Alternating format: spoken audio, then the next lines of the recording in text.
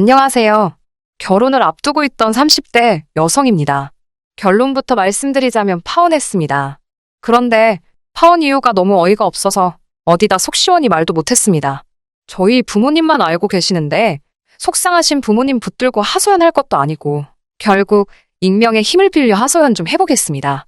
저는 대학교를 졸업하자마자 사람들이 한 번쯤 들어봤을 법한 대기업에 들어갔습니다. 사실 부모님께선 제가 대학원에 가길 바라셨지만 제가 솔직히 공부에 크게 뜻이 있던 건 아니었거든요. 뿐만 아니라 그동안 저를 키우고 가르치시느라 고생하신 부모님께 더 이상은 손을 벌리고 싶지 않았던 것도 있어요. 그저 하루빨리 그 깊은 은혜에 보답해드리고 싶은 마음이 컸지요. 게다가 저희 집이 부족하진 않았지만 그렇다고 경제적으로 풍족한 상황도 아니었습니다. 그런 와중에도 하나뿐인 딸인 제가 뭘 배우고 싶다, 해보고 싶다 하면 어떻게든 기회를 주신 부모님이셨어요. 부모님에게 받은 큰 사랑을 이야기하자면 정말 끝도 없겠네요.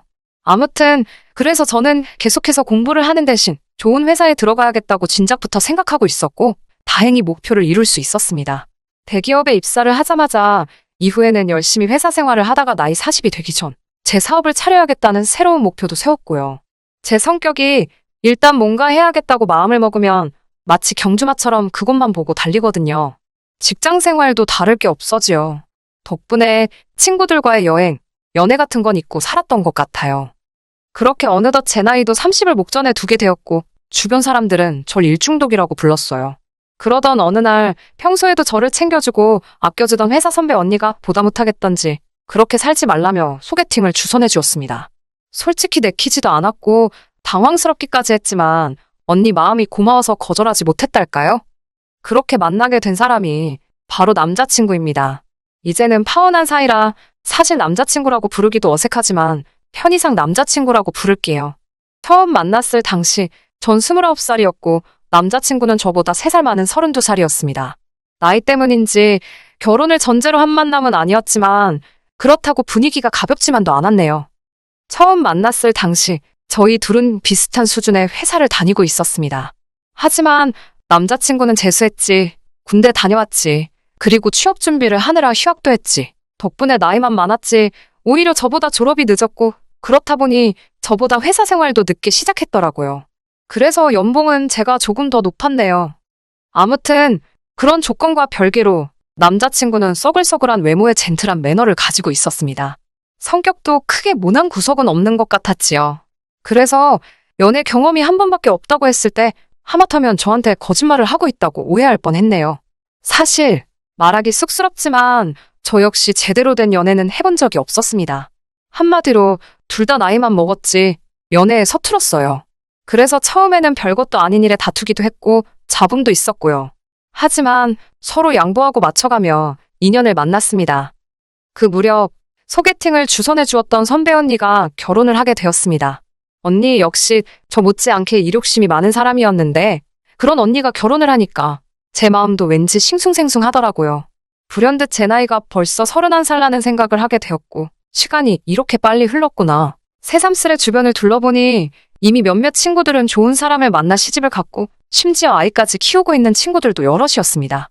저는 왠지 모를 조급함이 들기 시작했지만 자존심 때문에 먼저 결혼 이야기를 하고 싶지는 않았어요.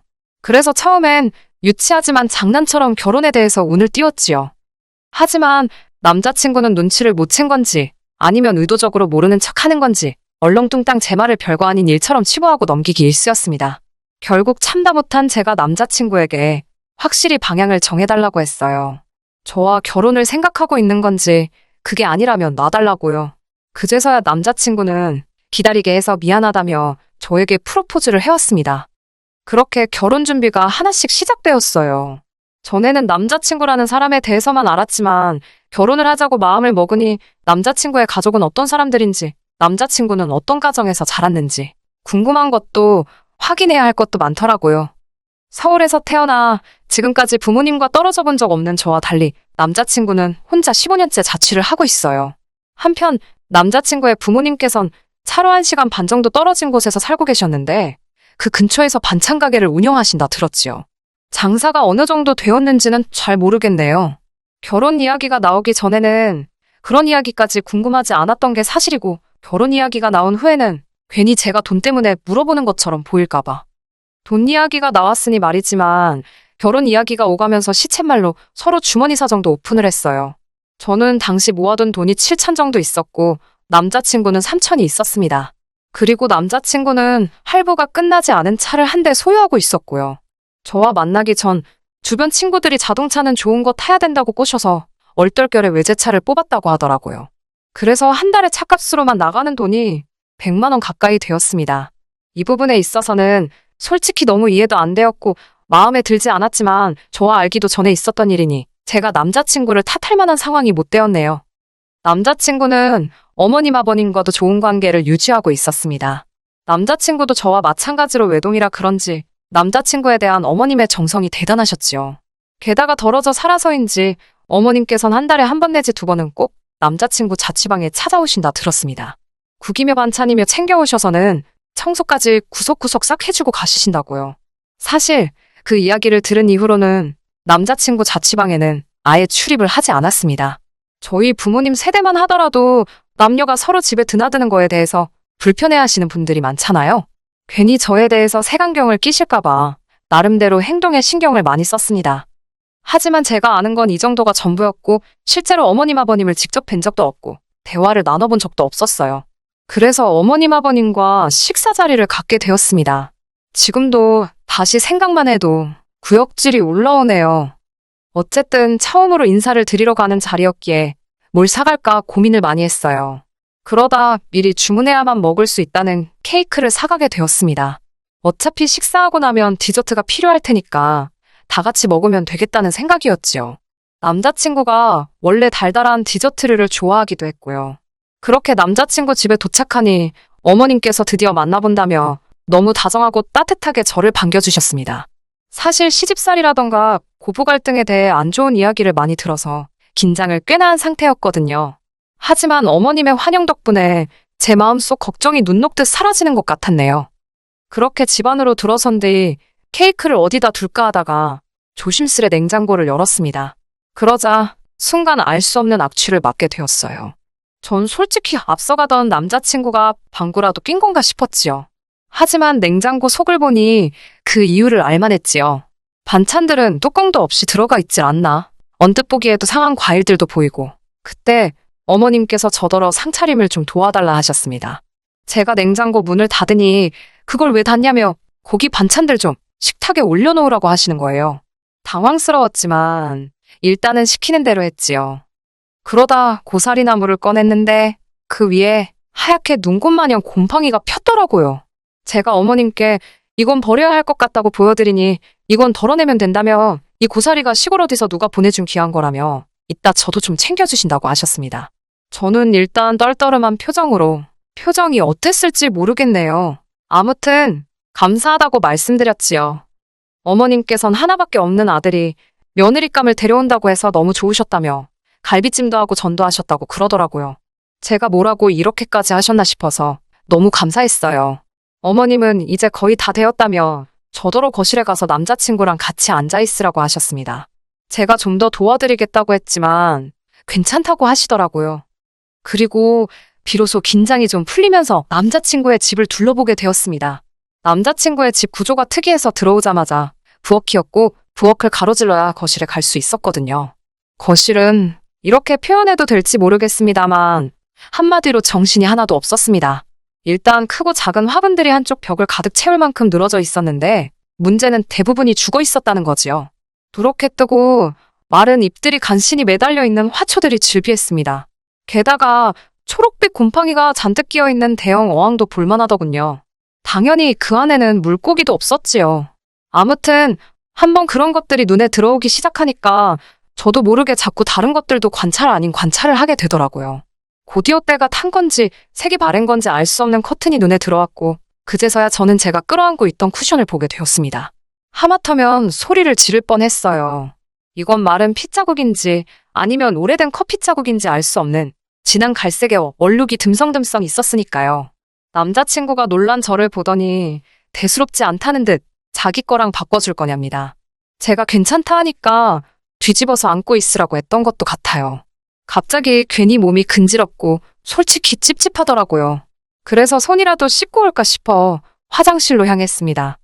화장실은 제가 온다고 치우기라도 하셨는지 거실에 비하면 양반이었습니다. 하지만 손을 씻고 물기를 수건에 닦으려는 순간 거의 토할 뻔했네요. 걸려있는 수건에서 걸레 냄새가 났으니까요. 제가 절대로 비위가 약한 사람이 아닙니다. 웬만한 대화 주제로도 끄떡없는 사람이거든요. 결국 저는 대충 손을 털고 나왔습니다. 인사드리는 날이라고 백화점 고급 브랜드에서 연분홍 투피스까지 사입고 온 제 자신이 우스울 지경이었네요. 아무튼 그렇게 거의 소파에 엉덩이를 걸치듯 앉아 있었습니다. 어머님이 쉬라고 해서 앉아있던 거지만 왠지 가시방석처럼 편하진 않았어요.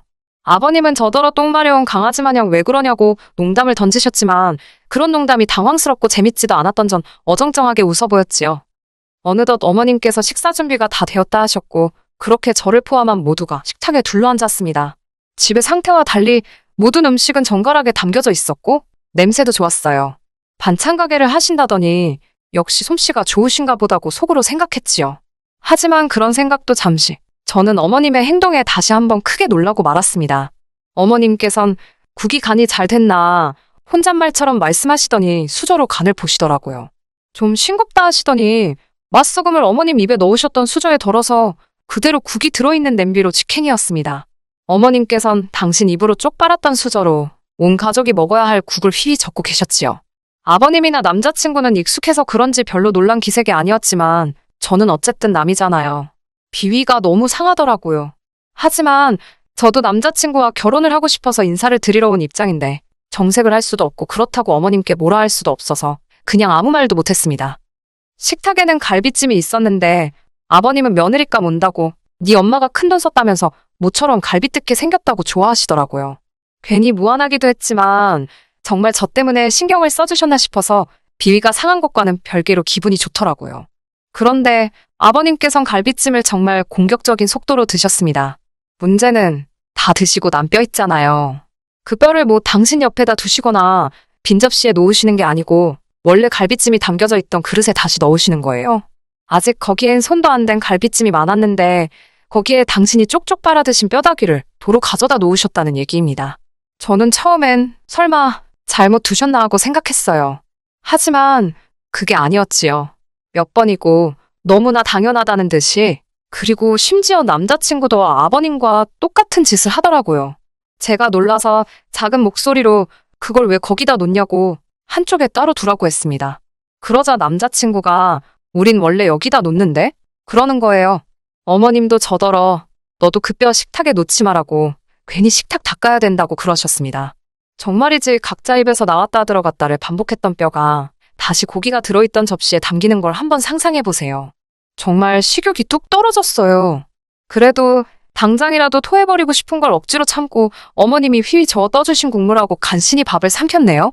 그러자 어머님께선 왜 이렇게 못 먹냐며 손수 고기를 발라 제 수저 위에 올려주셨습니다. 어쩔 수 없이 어거지로 한 입을 먹었는데 어머님이 고기가 부족한 것 같다며 뼈다귀로 가득한 접시를 들고 가시더니 다시 그 위에 갈비찜을 채워오셨지요. 하지만 이런 문제로 제가 파혼을 한 건 아닙니다. 솔직히 집안마다 가풍도 다르고 환경도 다르니 제가 어느 정도는 이해를 해야 한다고 생각했어요. 하지만 이건 가풍이나 문화가 아니라 상식을 벗어난 일이잖아요. 게다가 구역질이 날 법한 일은 여기서 끝나지 않았습니다. 모두가 식사를 마치자 어머님께선 반찬통 하나를 꺼내 남은 반찬을 전부 모아 담으셨지요. 먹다 남은 반찬이요. 그때만 해도 전 솔직히 어머님이 음식물 쓰레기 모으시는 줄 알았네요.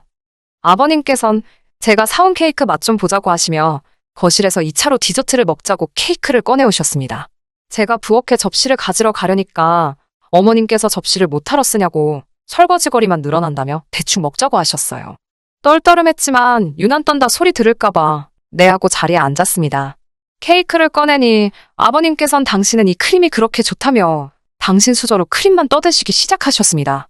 문제는 잘라서 당신이 드실 부분만 건드시는 게 아니라 케이크 한 판을 다 그렇게 훑어드시는 게 아니겠어요? 보다 못한 제가 아버님께 좀 덜어 드시는 게 어떻겠냐고 돌려서 말씀을 드렸지만 됐다고 하시길래 결국 솔직히 말씀드렸습니다. 아버님 침이 여기저기 다 묻어서 다른 식구들은 어떻게 먹냐고요. 웃으며 농담처럼 말씀드리니 아버님도 막 웃으시면서 당신 침은 로얄 젤리랍니다. 그러면서 저더러 한 숟갈 줄까? 그러시며 막 당신 수저에 침 뱉는 신용을 내셨다니까요. 그 꼴을 보고 전 더는 구역질을 참지 못했고 순간 분위기가 아주 싸해졌습니다. 결국 제가 죄송하다고 먼저 가보겠다며 자리를 일어섰는데 어머님이 아까 남은 반찬을 쌌던 반찬통을 제 손에 들려주시며 집에 가져가서 고추장 넣고 비벼 먹으랍니다.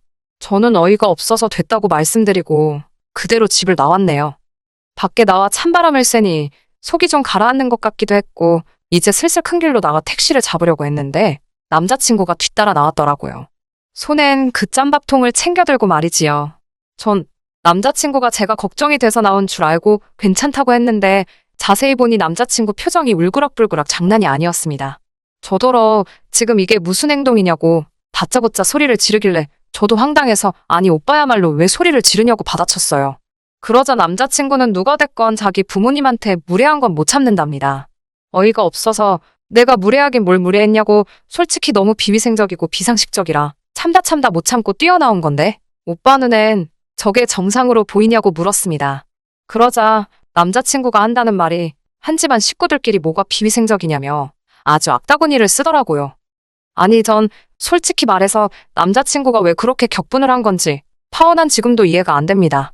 차라리 남자친구가 자기 부모님이 절 너무 편하게 생각하셔서 실수를 하신 것 같다 미안하다라고 말했으면 저도 내가 좀 더 참았어야 하는데 어른들이 민망하진 않으셨을지 걱정이라는 식으로 대화가 마무리되지 않았을까 싶거든요. 하지만 남자친구는 미안하다는 말은커녕 저더러 왜 자기 엄마가 싸준 반찬은 안 가져가냐며 왜 자기 부모님을 무시하냐고 계속해서 억지를 쓰더라니까요. 결국 저도 막판엔 그걸 더러워서 어떻게 먹냐고 오빠나 먹으라고 했습니다. 그러자 어머님 반찬 가게 오시는 손님들은 돈 주고 사 먹고 없어서 못 먹는다며 저더러 꼴값 떨지 말랍니다. 도저히 들을 생각도 없고 논리도 안 통하는 인간한테 떠들어봤자 나만 손해다 싶어서 그래 많이 팔아먹으라고 덕담 한마디 해주고 뒤도 안 돌아보고 집에 왔네요. 제가 이렇게 파혼을 했으니 도대체 어디 가서 이야기를 할 수 있겠어요? 이건 뭐 본격적으로 혼수 예단 이야기를 하다 틀어진 것도 아니고 시부모님 되실 분들은 상식이 없으셨고 아들은 재수가 없었다고 해야 하는 건지 파혼 결정은 제가 일방적으로 했고 그래서 한동안 남자친구에게 연락이 오긴 했었어요. 일평생 그렇게 살아오신 어른들을 바꾸려 들지 말라나 옛날에는 다 그렇게 손으로 나눠 먹고 했어도 그게 정이다 생각하고 살았다나 자기 부모님은 정이 많은 분들이라 그렇다나 별의별 개소리를 다 하던데 그냥 깔끔하게 무시했더니 이제 연락은 없네요. 솔직히 제 인연이 아까워 미치겠습니다. 그렇다고 원망만 하며 시간을 보내기엔 제 인생이 아까워서 오늘 이렇게 마지막으로 털어놓고 더는 기억하지 않으려고 합니다. 똥 밟은 셈 치려고요. 끝까지 들어주셔서 감사합니다. 오늘의 사연은 여기까지입니다. 구독과 좋아요, 알람 설정 부탁드리고 더 좋은 사연으로 다시 찾아뵙겠습니다. 감사합니다.